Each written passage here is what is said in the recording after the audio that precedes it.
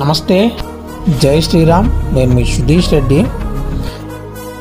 Game changer trailer అయితే release అయింది. ఇందాక ఒక రివ్యూవర్గా రివ్యూ ఇచ్చి ఇదైతే ఒక మెగా ఫ్యాన్గా రివ్యూ ఇస్తున్నా.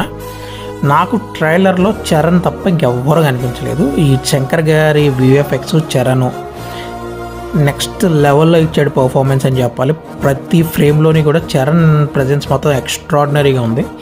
రామ్ చరణ్ కొన్ని అయితే నాకు చిరంజీవి గారిలాగా అనిపించాడు.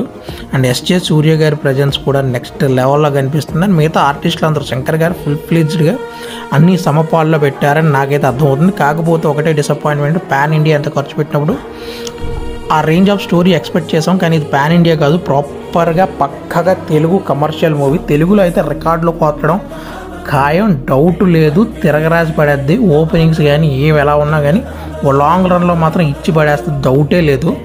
చూద్దాం.